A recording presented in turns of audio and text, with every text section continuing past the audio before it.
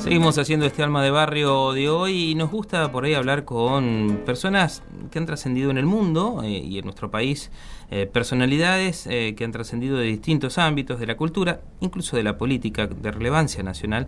Tal es el caso de nuestro interlocutor y vecino de hoy, pero hablar desde otro lugar, ¿no? De otras cosas tal vez lo que no se pregunta habitualmente, conocer cuestiones más humanas y más que tienen que ver con nuestra propia temática de Alma de Barrio, de nuestra historia y de valorar también la militancia, la participación civil de la gente en los barrios. Así que estamos en comunicación con Leopoldo Moró, que nos atiende, tiene la deferencia de atendernos. ¿Cómo le va, Leopoldo? Buenas tardes. Fernando Páez y Maggie Páez los saludan. ¿Cómo está usted? Bien, un gusto en escucharlo. ¿Cómo andan? Muy bien, acá tratando de charlar con usted y sobre todo de tener en cuenta de qué lugar es usted, de cómo era su barrio, de dónde es originario usted, Leopoldo. Bueno, yo nací de casualidad en la ciudad de Rosario, digo de casualidad porque mi madre estaba en tránsito en aquel momento. No existía el túnel subsidiado ni nada que se le parezca. Ella tenía una hermana en Paraná y cuando estaba volviendo tuvo que bajar de urgencia del tren en Rosario. Pero nosotros somos oriundos y vivimos San Isidro. A los comunes me trajeron a mi casa paterna, que era en San Isidro. Claro. Y usted comenzó a militar en esa localidad desde muy joven. ¿Qué similitudes entonces puede encontrar en la militancia de la juventud justamente en los barrios, tanto en los inicios de la reconstrucción de la democracia como ahora con la profundización de la misma? Bueno, yo empecé efectivamente muy joven, a los 14 años, a militar en el radicalismo. Estoy hablando del año 60, 61. Sí. Eran épocas de inestabilidad democrática, se sucedían los golpes de Estado, los gobiernos civiles que duraban muy poco y así íbamos en una onda permanente, trágica, porque todos esos años significaron un enorme retroceso en términos no solamente institucionales, sino en términos económicos, sociales. La democracia no terminaba nunca de asentarse, por lo tanto la sociedad tampoco terminaba nunca de completar sus experiencias, y además cada golpe militar, cada interrupción de la democracia era un enorme retroceso social, económico. Bueno, yo te podría relatar en cada etapa la destrucción que cada uno de esos gobiernos militares significó para la economía, para el capital social de la Argentina. Claro. Pero bueno, para mí la militancia además fue muy importante porque me ayudó a formar, a asumir determinados valores, principios, convicciones. Así que bueno, yo le he asignado en mi vida un significado muy importante a la militancia. Claro. ¿Y qué similitudes entonces se puede encontrar en la militancia de aquella época con la de la reconstrucción de la democracia y la actual? Bueno, cada momento histórico tiene sus características. El compromiso siempre es el mismo, el que asume la militancia, más allá del espacio en que lo haga,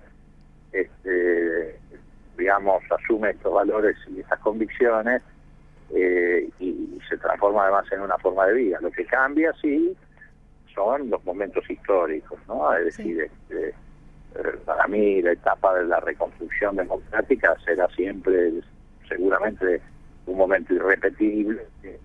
Fue una etapa de extraordinaria participación popular, política, sobre todo en las franjas juveniles y de construcción de algo que a la generación le parecía inalcanzable, que era la posibilidad de darle a la democracia precisamente estabilidad para siempre. Y yo diría que esta es una etapa también muy rica, muy simbólica. Por eso también ha concitado tanta participación juvenil en la militancia, porque es la etapa de la construcción de patria para todos. Y bueno, me parece que eso involucra a mucha gente, así como nosotros vivíamos la utopía de la democracia, hoy se vive la utopía de la inclusión social, de la distribución del ingreso. Así que bueno, me parece que en ese sentido hay elementos que son comunes. Bueno, por ejemplo, en relación con la militancia radical actual, el año pasado se fundó un nuevo espacio político, el Movimiento Nacional Alfonsinista, y hace unos días se dejó constituido ese movimiento en la provincia de Córdoba, ¿no es así? Sí, efectivamente. Nosotros estamos desde hace un tiempo llevando adelante la creación de este espacio político, que no es una línea interna del radicalismo, sino un nuevo espacio en la política argentina, que además se identifica con la cultura radical, pero no está cerrado solo a la participación de radicales, también están participando peronistas, gente de izquierda independiente, que proviene de distintos lugares, y efectivamente lo hemos hecho porque estábamos primero convencidos de que había que lograr una síntesis de los dos mejores momentos de la democracia, que fue la asunción de Alfonsín en el 83 y lo que él encaró para garantizar el proceso democrático, y la de Néstor Kirchner y Cristina del 2003 en adelante, y además porque también preveíamos que el radicalismo, mejor dicho, que la conducción del radicalismo se encaminaba a lo que finalmente ocurrió, que es desembarcar en un frente conservador y centro-derecha, y nosotros queríamos darle a esa militancia una contención y una representación, y por eso nos portó en marcha el Movimiento Nacional Alfonsinista. Moró, justamente hablando de Alfonsín, ¿no? Estamos en vísperas de un aniversario más de su fallecimiento y en realidad es como que uno, cuando es contemporáneo de figuras políticas que están dentro de la acción política, se pone tal vez con una mirada demasiado crítica. A lo largo del tiempo esa mirada va cambiando y se va revalorizando la figura. La figura de Alfonsín en términos políticos, en términos institucionales para el país, sigue creciendo, se sigue agigantando, ¿no? Sí, porque además la ventaja de la democracia es que permite hacer un ejercicio que nos deja enseñanzas, y yo creo que la gente efectivamente hoy, recogiendo esas enseñanzas, puede valorar de otra manera lo que pasó en la primera etapa de la transición democrática, lo que significó la circunstancia en esas condiciones, con ese contexto, llevar adelante la política de derechos humanos que se implementó a través del juicio de la Junta, la creación de la CONADEP, el encarcelamiento de López Rega, la derogación de la ley de autoamnistía. Hoy eso es mirado desde un lugar diferente, porque en este contexto actual también se está profundizando y ampliando esa política de derechos humanos. Pero no existía la UNASUR en aquel momento, no existía la CELAC, no había gobiernos populares en el resto de América Latina, por el contrario, el gobierno democrático de Alfonsín estaba rodeado de militares, gobernaba Reagan en Estados Unidos, en fin, qué sé yo. Un contexto mucho más difícil, seguro, sí. El contexto era mucho más complejo, difícil, los que teníamos que jugar no estaban encerrados en el zoológico, estaban en la selva, al frente de las unidades de batalla, de los servicios de informaciones, de las fuerzas de seguridad. También la gente aprendió, la sociedad argentina aprendió lo que significa un golpe de Estado económico. En aquel momento no había conciencia acerca del papel y de la influencia que tenían los grupos económicos y corporativos. Entonces todas esas enseñanzas van elevando el nivel de conciencia de la sociedad, y por eso hoy la figura de Alfonsín está revalorizada, y por eso hoy también el gobierno de Cristina encuentra una respuesta más eficaz por parte de la sociedad, además de la firmeza y el coraje que ella está poniendo. También hay una sociedad que aprendió mucho, que está más madura, y que entonces cuando hoy le hablan del golpe blando, de los intentos de llevar adelante políticas especulativas que ataquen el peso, que provocan devaluaciones, hoy se encuentran con una sociedad que ya aprendió, con dolor, con dificultades, pero ya aprendió. Claro. Raúl Alfonsín decía en su discurso del 30 de octubre de 1983: para afianzar las libertades de todos no habrá radicales ni antirradicales, no habrá peronistas ni antiperonistas. Este fragmento del discurso de Alfonsín de hace 32 años atrás merecería ser recordado también por algunos sectores de la política actual, ¿no? Bueno, precisamente una de las circunstancias que nosotros estamos apuntando como desde una mirada muy crítica, es que este frente de centro-derecha, al que conscientemente ha ido la cúpula radical, Sanz y la camarilla que lo acompaña, entre otras cosas plantea que es un frente antiperonista, lo que significa no solamente un retroceso para el radicalismo, sino para la política argentina de no menos de 50 años. Precisamente fue Alfonsín el que sacó al radicalismo de la vereda del antiperonismo, y por eso pudo construir una mayoría que no solamente le permitió ganar la elección, sino consolidar la democracia. Y usted recuerda también, Moró, lo interrumpo, disculpe, usted recuerda también en los hechos de Semana Santa, por ejemplo, en los movimientos, los alzamientos, carapintadas, como también Cafiero, otra figura referente del peronismo en ese tiempo, también tomó una actitud diferente en términos de salvar la democracia, ¿no? En vez de agitar las absolutamente. Por eso es un retroceso enorme, del mismo modo que lo es plantear que hoy lo que está enfrentado, como dicen Macri, Sanz y Correo, que está enfrentada a la República con el populismo. Eso es una falacia. La República sí estaba en riesgo en el 83, por eso había que levantar esos valores republicanos y sostenerlos, porque la dictadura había arrasado con la República, pero después de 31 años ininterrumpidos de democracia, con ampliación de derechos civiles, sociales, humanos, políticos, como fue la ley de divorcio, la patria potestad compartida en la época de Alfonsín, la ley de matrimonio igualitario, identidad de género en esta última etapa, el de los derechos políticos cada vez son mayores, ya los partidos no eligen sus candidatos, los elige toda la sociedad en las PASO, en fin, pasarnos toda la tarde enumerando esa ampliación de derechos.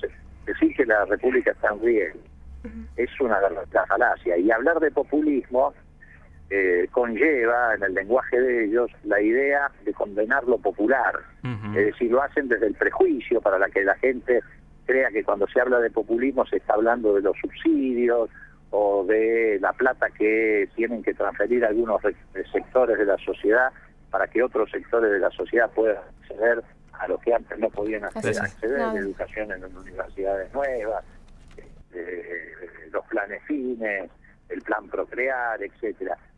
Quieren provocar una fractura social con esa palabra de populismo. Y hay sectores que caen en esa trampa. Hasta el propio gobierno a veces cae en esa trampa, ¿no? Hasta el propio oficialismo, el gobierno cae en esa trampa, ¿no? Bueno, entonces hay sectores que caen en esa trampa y dicen, sí, no, la plata de mis impuestos. Por supuesto que no se quejan cuando esa plata de los impuestos se la gastó en la farra misma, cuando tenía que haberla dedicado a investigar la muerte de 85 argentinos. Entonces se indignan y salen a la calle. Pero, bueno, ese es otro episodio que también fue una gran enseñanza para la sociedad argentina. Ya no hay héroe ni hay denuncia, y quedó muy claro que él fue víctima de sus propias circunstancias porque lo usaron de mascarón de proa, una operación mafiosa que pretendió generar y generó conmoción pública, provocó daño internacional, desprestigio a las instituciones. Y ahora lo que hay que hacer es ubicar a los responsables de todo eso para que no quede impune, pero no solo la muerte de Nisman, sino que no queden impunes los que fabricaron toda esta operación y provocaron todo este estado de cosas en Argentina. Claro. Y bueno, ya para terminar, Leopoldo, ¿qué les diría entonces a aquellos jóvenes que trabajan solidariamente en movimientos sociales, políticos, instituciones civiles y con militancia ciudadana para tratar de mejorar la realidad?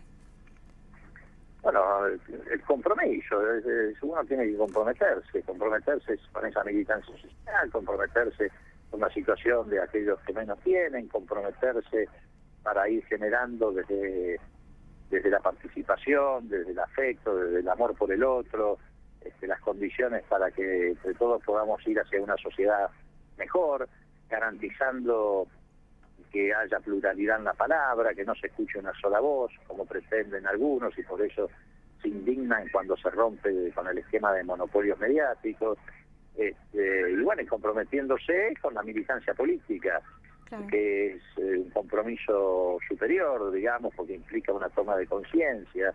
Así que bueno, me parece que ese es el camino que hay que transitar. Bueno, Leopoldo Moró, le agradecemos mucho este contacto con Alma de Barrio, con LT10, con Radio Universidad de Santa Fe. Un abrazo grande. Fue realmente que les vaya muy bien. Un abrazo para todos ustedes. Gracias. Hasta luego. Bueno, estábamos en comunicación con Leopoldo Moró, una producción que han realizado Agustín y Maggie para poder tener la palabra. Vamos a tratar de seguir hablando con personas así de relevancia del orden nacional, para conocer un poco más íntimamente otras cuestiones que tienen que ver no tanto por ahí con el debate de lo público, de lo coyuntural de cada día, sino hablar de otras cosas un poco más profundas y también de humanizar a las personas llevándolas a su barrio, ¿no? Como decíamos. Leopoldo Moró nació de camino de vuelta hacia su ciudad, ¿no? De Paraná, iba por tren, cruzando por Santa Fe, más vale, y nació en Rosario, pero se crió en San Isidro, donde a los 14 años, como nos comentaba, comenzó a militar desde muy pequeño, desde joven, en este tema de tratar de transformar desde la política, eligiendo el partido que sea, ¿no? Pero transformar desde la política como herramienta fundamental nuestra realidad y mejorarla. Gracias. No, de nada.